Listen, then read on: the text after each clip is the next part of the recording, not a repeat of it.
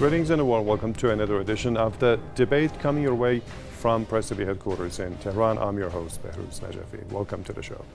The Hamas Islamic Resistance Movement has marked its 31st anniversary in a rally attended by some 500,000 Palestinians in the Gaza Strip. The resistance movement was founded in 1987 when it won a parliamentary victory following the first uprising or intifada against the Israeli occupation. Since the first intifada, also known as the Stone Uprising, Hamas has fought against Israel both militarily and by holding protest rallies. To the great dismay of Tel Aviv, the resistance movement has further bolstered its foundations and also withstood the Israeli aggression ever more strongly. Now, what's been responsible for the resilience of the Palestinians? What will be the fate of the Israeli-Palestinian conflict? Any solutions in sight? Now let's start by getting an update from our correspondent in Gaza, Ashraf Shannon. Ashraf, over to you. Yes, Behruz, since the early hours of the morning and even since last night, hundreds of thousands of people attended a celebration to mark Hamas's 31st anniversary since its founding back in 1987, which also coincided with the first Palestinian intifada or popular uprising. Everywhere you look around you today, throughout the streets of Gaza, you see tens of thousands of green flags that's the banner of the flag of Hamas all over the Gaza Strip, as people in convoys, cars and buses were making their way into the center of Gaza City to mark this occasion. Well, speaking to people, most of them say that the reason they support Hamas is that Hamas has adhered to armed resistance against Israel since its outset, and also refuses to recognize the Israeli regime and refuses to cede an inch of any or a grain of sand of Palestine to Israel. And what also made this a very special occasion is that people in Gaza have been holding rallies for more than 8.5 months now as part of the Great March of Return peaceful protests, in which over 200 peaceful protesters were killed and thousands more were injured. During his address to the crowd today, Hamas's political bureau chief Ismail Haniyeh stressed that the so-called deal of the release of the thousands of Palestinian prisoners in Israeli jails, and also extended a hand to the Palestinian Authority and Fatah movement for unity. And he also thanked the Arab and Islamic nations who support the Palestinian people, mainly Iran, for their support. Okay, thank you for that update. That was Ashraf Shan, our correspondent, who joined us from Gaza City. Let me now introduce our guests who are joining me in this debate today. We'll have Mike Harris, who is an editor of Veterans Today, joining us from St. Louis, and also Catherine Shackton, fellow with Bayan Center for Studies from London. Now, thank you both for joining us in this debate. Let me start with Mike. 31 years passed since the first intifada or Palestinian uprising, and Palestinians are still putting up fierce resistance against the Israeli occupation, even more powerfully than they did in the past. Well, this, I'm sorry, this many people believe is a failure for Tel Aviv that boasts of its military prowess, isn't it? Well, the one thing that the Israelis have succeeded in, and they have succeeded in unifying the Palestinian people everywhere, not just in Gaza, not just in Israel, but in Jordan and Lebanon. Everywhere, the Palestinians are united with the desire to retake Palestine and expel the Israelis. This was an illegal invasion that was imposed upon them against their will. The British negotiated this and gave away land that they didn't own. And this is the bottom line. Israel has done a masterful job hardening the will and the determination of the Palestinian people. And the harder the Israelis press on the Palestinians, the more resistant they become, the more unified they become, and the more resolve that they develop as a people to take back their homeland. All right, let's go to Catherine Shakdam. Hamas senior official Ismail Haniyeh has promised in the ceremony today that Palestinians will not allow the so-called deal of the century to take effect. And what's wrong with the deal of the century? Well, the deal of the century is very good indeed for Israel, not so much for the Palestinians. And I think that, of course, Hamas, standing for, Palestinian resistance, wants to see this deal aborted before it can actually take shape, because it doesn't make sense whatsoever. It's very one-sided. It's very prejudiced against the Palestinians. It denies them their very existence and their tradition. Of course, no Palestinians in their right mind would actually agree to it, let alone abide by it. So it makes sense for Hamas to oppose it, of course. I think what is important to remember is that, this ability that the Hamas has had to unite all Palestinians, regardless of their political standing, I would say, or religious belief, is that, there's, with the Hamas stands the idea of resistance against oppression. And I think it's very important today. And I think that Israel fails to understand that it has nothing to do with politics per se, but more to do with an idea, a philosophy that, people were born free and therefore have the right to stand in their land. And when this land is occupied, then they have the right and obligation to resist. And I think that this is one of the main reasons why Hamas is not only thriving, but has managed to actually endure decades of oppression and propaganda against not just its leadership, but even the formulation of its policy and its standing. So it's something that I think we need to address, because very often it's been portrayed as a terror organization by the likes of Israel or even Washington, and people have tried to play the sectarian card as well, arguing that it is a Sunni resistance movement. I think it goes beyond that. It has to do with it speaks for the Palestinians as a whole, as a people, not just as a particular ethnicity or even school of thought in religion. Okay, let me also put the same question to Mike. Some observers even go further and say that this so-called deal of the century is an Israeli wish list. Do you agree with that? Well, yes, I do. And the problem that the U.S. has with trying to broker a deal is because of such rampant Israeli influence in U.S. politics, both foreign and domestic.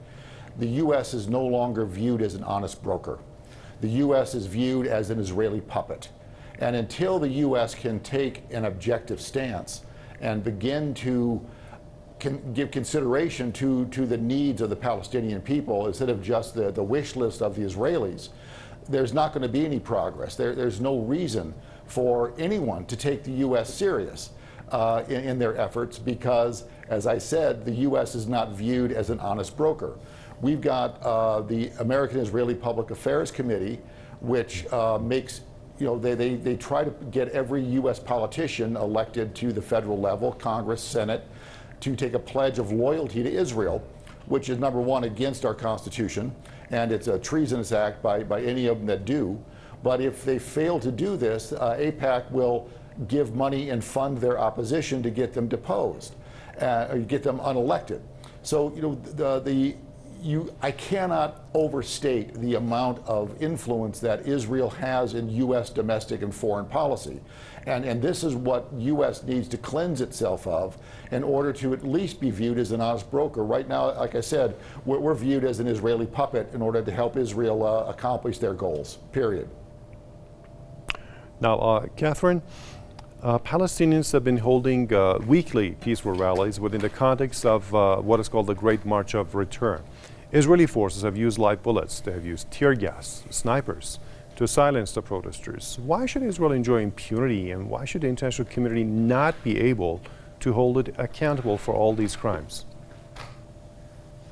I think your guest actually explained it. Israel has a very powerful lobby, and of course, because the U.S. has a veto right at the United Nations, then it has protected Israel with all its might, and has done so since the very inception of the State of Israel. Palestinians are coming up against a monster, literally, in that, when it comes to international law, human rights law, or anything else in between, they do not stand a chance to plead their case, even though state officials are very aware of the fact that violations and crimes against humanity are being committed on a daily basis against Palestinians. There is nothing they can do per se in terms of enacting the law and thus hold Israel responsible for the crime it's committing. because of the US veto, because of the very powerful lobby that the Israeli have, not just in the US, but as well in Canada and of course in the UK and beyond that the EU. It's very difficult to operate in a system that is rigged from the get-go, that is meant to defend the criminal, and I'm of course referring to Tel Aviv. So, the only recourse that Palestinians have really is to appeal to the public and actually educate the public in understanding what is it that is truly happening and how justice has been literally stolen away from them.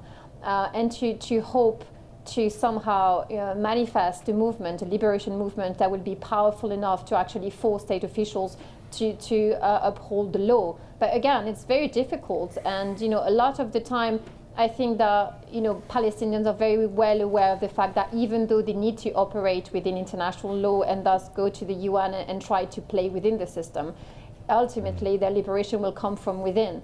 And in their armed struggle against Israel, because what is it that you do against someone that is willing to kill your children in the dead of the night? The only recourse that you have is actually resist, and armed resistance has become, I would say, a birthright when it comes to Palestine, because there is nothing else that they could do or should do. Their life is literally on the line. So I think that people need to be very careful when they relay to the Palestinian struggle and advocate peace all the time. Peace is sometimes very useful, but in the case of Palestinians, I think that the only way forward is to arm resistance, because they need to protect their future, and in this case their children are literally being killed on a daily basis by the Israeli soldiers. Okay, we'll get to that point at a later stage also. Let me go to Mike, and let's, Mike, consider the situation in Gaza. The Hamas rule to Gaza Strip has been suffering from an all-out Israeli siege for years now. Many who have visited the coastal strip, they call it the largest open-air prison. Now, what do you think can put an end to the plight of the people in Gaza? Boy, that is really the question we're all looking forward to. It's going to take a change of the paradigm of Israeli thought, because the Israelis have got to stop looking at the Palestinians as animals to be slaughtered. And that's what their view is. There is a large move to try to eliminate the Palestinian population in Gaza. There is no freedom there. They cut them off from food. They cut them off from water, medicine, fuel, everything to try to make their lives as miserable as possible. And if Israel really wanted peace, instead of ethnically cleansing the area, they would take a different approach. But it appears that Israel's goals are not for peace, but truly are for ethnic cleansing. And I don't know how to get the Israelis to change. They have to change themselves from within. There's nothing I would like to see more than Israel make some true efforts in order to bring peace to the region, to their country. But Israel seems preoccupied with expansion and with domination and with the elimination of this Palestinian vermin that are inhabiting what they consider to be their land. Mm-hmm. Now let's go to London, to Catherine.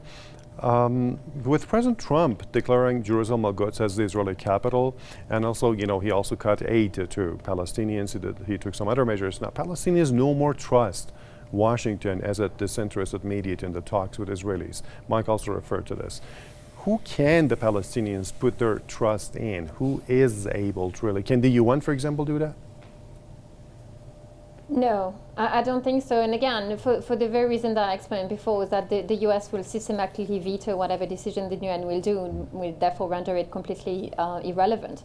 So it's very difficult. I mean, of course, like I said before, the Palestinians are, of course, still committed to playing the game as far as the international community is concerned, because they need to have a platform, and hopefully to lobby enough, support to their cause to make a real change. But I think that primarily now what they're trying to do is just remain in the course. I mean, they're in the race. They're very aware of the fact that the Israel lobby will block every attempt to progress, essentially. I think that what we need to understand at this stage is that, again, if things need to change, if dynamics need to change, they need to change from within the Palestinian mind, I would say, and maybe a greater unity in terms of how resistance should come about. And I think that regional dynamics will, because now they are changing quite a great deal, will help Palestinians in the sense that, from Lebanon to Syria, Iraq, and beyond that, with Yemen, There is a great, I think, formulation of what resistance can look like and should look like in terms of affirming political self-determination for nations. And so I think that this ultimately will help formulate a way forward for Palestine against Israel, because Israel is by default being isolated by the very nature of its policies and the fact that it continued to advocate, military interventionism as far as the US is concerned, and continue to sow discord within the region. And this has worked against its favor, essentially. Just look at Syria, what is happening in Jordan as well. There is an awakening happening in the region that is against Israel, again, by the very nature of its idea, which is, again, that nations have a right not only to their sovereignty, but actually decide their own future, beyond imperialism. And I think this is very important. So I would say that a solution could very well come from the region and not anymore from the West. We need to understand that this power dynamic that we had so far, where Western capitals were essentially dictating the tone in the Middle East and in Asia, is over now. I mean, we have seen this time and time again over the past few years, how, for example, countries such as Iran have actually, or Russia, have enabled a country to assert themselves as, sovereign entities and actually define their own future and carve it for themselves. This will happen, I think, more and more now. And this will help ultimately Palestine. And I think it will work against Israel to the point where it might actually tumble to the ground, because, without America's support, Israel is non-existent, essentially. So it would be interesting to see, as America becomes more isolated, and that Saudi Arabia is losing relevance in the region, how Israel is actually not only very much alone, but has no foot to stand on at all. Mm-hmm. Now back to St. Louis. Mike Harris, let me put the same question to you. Who can Palestinians trust in terms of actually reaching out to them and trying to address the problem, the conflict they have with the Israelis? Well, I think that they need to reach out to the Iranians first and foremost. The Iranians seem to be their last best hope as far as finding a strong ally, a regional ally that can support them. There was a time when many of us believed that Saudi Arabia might have been a good hope for the Palestinians, but the Saudis seem to have sold out to Israel and have become part of the Israeli camp. This is extremely unfortunate, but as Catherine said, Israel is doing its best to isolate itself. Israelis themselves have said that Israel must be viewed as a rabid dog in order to put fear into their neighbors and to put fear into everyone so that they can be safe and expand their agenda. Well, what does any sane person do with a rabid dog? Is you shoot it in the head. And that is the path that Israel is putting itself on, to where regionally they're going to be not just isolated, but reviled. And if their belligerence and their genocidal ways expand beyond Gaza and into the rest of the region, Israel's going to bite off more than it can chew, and they're going to be crushed. And as Catherine said, without the support of the U.S., Israel would last about 15 minutes on its own. They would be done. Of course, Iran, without doing anything, Iran is being accused of, destabilizing the region, and they got no proof like what Iran is doing to Yemen. Anyway, let's go to Catherine. Israeli Prime Minister Benjamin Netanyahu recently took a tour of Arab nations in order to normalize relations with them. Now, this year's anniversary of Hamas, Hania urged perpetuation of resistance and stopping normalization of relations with Israel.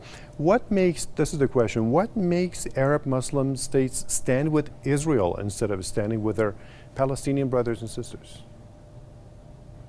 Financial self-interest. I mean, we need to make, there's a big difference in between, Arab leadership and actually the Arab people, because I think there's a dichotomy there, where the Arab people are not actually in agreement with normalization with Israel at all whatsoever. It's not something that they ever wanted, and I don't think that even in the very far future they would ever want.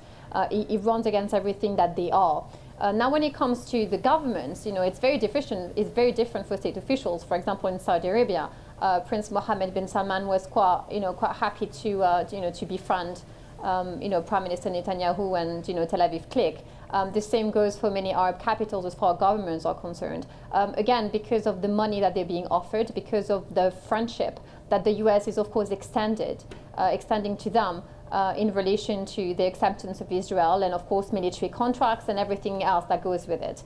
So for them, it makes sense because they're becoming very, very rich, they're becoming very, very powerful, and they can secure their political, I would say, legacy in the sense that they are promised that they would be able to stay in their position just as long as they support Israel and make Washington happy. Okay. Now, I think that this view is flawed, essentially, because, you know, it's not in alignment with their people wishes, and ultimately, you know, legitimacy is with the people. So if they continue to run against what the people want, they stand the risk of actually being ousted. Now, we're running short of time. One quick question and 30 seconds each of you, please. So what's the solution to the Israeli-Palestinian age-old conflict? Resistance or negotiations? 30 seconds. Mike, please. Both.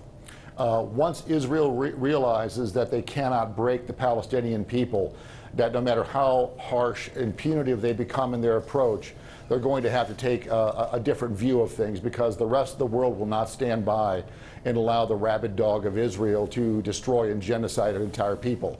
So the Palestinian people have to stand tough. They have to have resolve. They have to resist. And that resistance is what will get Israel to negotiate once they realize they cannot win. All right, Catherine, 30 seconds. I would say resistance first, and then negotiation from a point of strength, because this is the only way that Israel will actually hear Palestinians, from a point of strength. And I think this is the way that Hamas is going, and this is what Palestinians want for themselves, and it will happen ultimately. Okay, and with this we come to the end of our debate today. Let me thank our guests who joined us. We had Mike Harris, editor of Veterans Today, who joined us from St. Louis, and also Catherine Shackton, fellow with Bayan Center for Strategic Studies, joining us from London. And also thank you for joining us in this debate. We'll see you soon.